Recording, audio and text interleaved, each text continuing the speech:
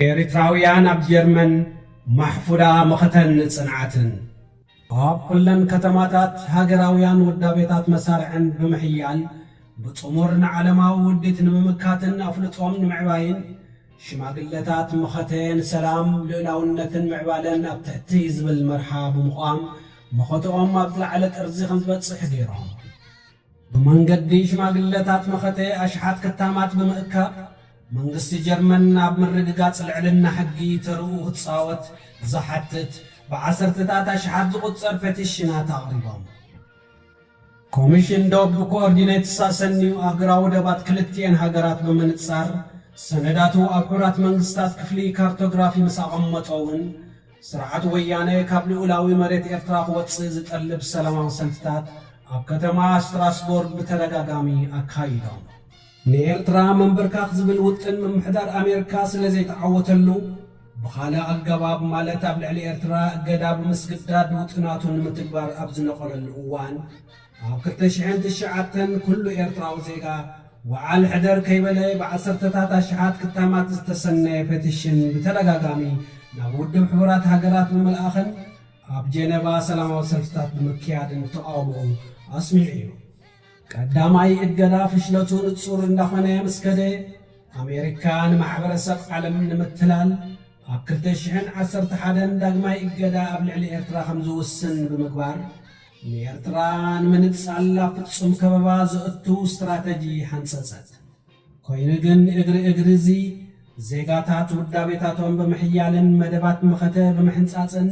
ነዚ እውን ብመገዲ ሰላማዊ ሰልፍን ፔቲሽንን መኸትኦም ኣሓየሉ ሕጂ እውን እገዳ ስኒ ዘይብሉ ኣንበሳ ምስ ኮኖም ሰብኣዊ መሰላት ብዝብል ተዋስኦ ምስ ተበገሰ ዜጋታትና ብሓባርን ብውልቅን ቃል ምስክርነት ብምሃብ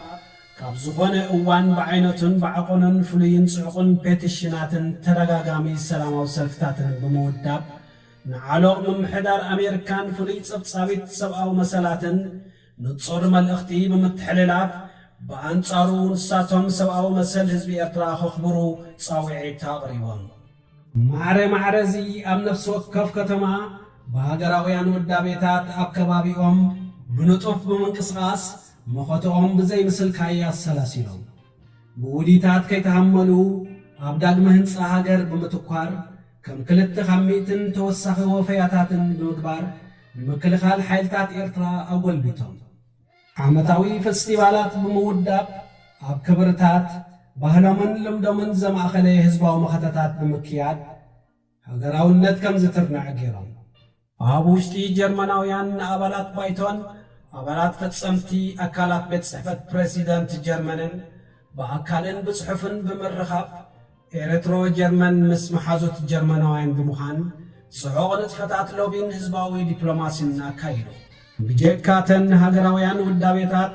ካልኦት ሃገራውያን ናይ ስፖርት ማሕበራት ናይ ባህሊ ጉጅለታት ናይ ስነ ጥበብ ምትእኻባት ሰኣልትን ሰነትን ኣብ ዝተፈላለየ ከተማታት ዝነጥፉ መደበር ራድዮታትን ቴሌቪዥንን ዌብሳይታትን ንንጥፈታት ኤርትራዊ ዜጋ ብምስናይን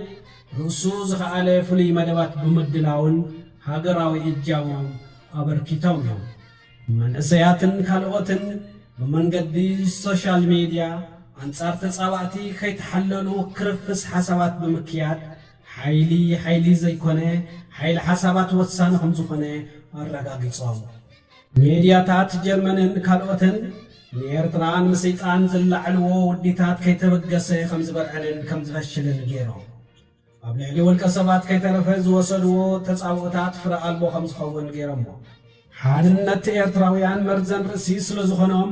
ኤርትራዊ መእከቢ ኣዳራሻት ከም ዝስእን ንምግባር ዘካይድዎ ዓመፃዊ ተግባራት ብጥበብን ብውሕልነትን በዲሆም ብጀካዚ እውን ን4 ተኸታታሊ ዓመታት ፍሉይ ጽምብል ጽንዓት ብምውዳብ ኣብ ውሽጢ ዜጋታትን ዘሎ ሓድነት ቃልሲ ኣብ ዝለዓለ ጫፍ ኣብፂሖሞ ንዜጋታት ብውዲት ትሕቲ ሃገራውነት ክበታትኑን ኣብ መንጎ ዳሕረወት ስደተኛታትን ቀዳሞትን ጋግን ምዕባይ ዝገበርዎ ሽርሕታት ብጽኑዕ ቃልሲ መንእሰያት ስደተኛታት ፈሺሉ ውዳቤታት ኣብ ድምር ውፅኢት ዘድሃበ ሃገራዊ ንጥፈታትን ምስልሳል ዝሕግዞም ሃገራዊ ሽማግለታት ኣብ ከተማታትን ጀርመን ደረጃን ብምቋም ኣወዳቢኦም ሓደ ዝላን ቅድሚት ኣመዝጊቦም እንሆ ኸዓ እኮብ ድምር ቃልሶም ጽንዓት ወሊዱ ጥራሕ ዘይኮነ ንዕንኪላሎ ወያነ ዘፍ ብምባል ነቲ ንነዊሕ ዝተዋደቑሉ ምኽባር ውሳኔ ኮሚሽን ዶ ዓለም ከም ዝቕበሎን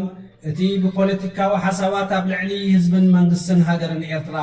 ዝተስገደደ እገዳታት ነበርያ ብምግባር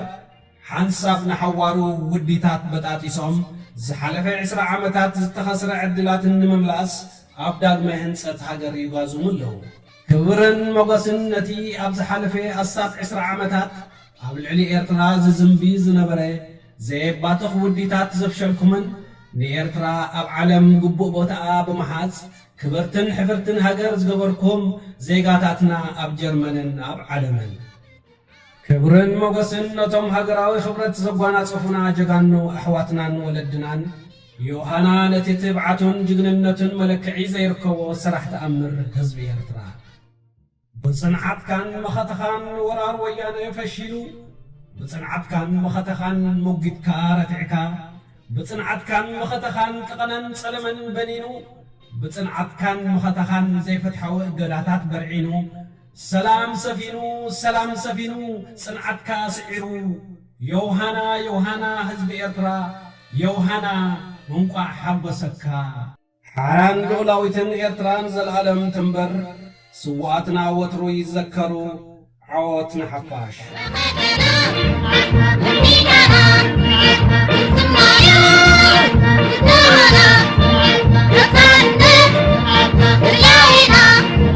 I am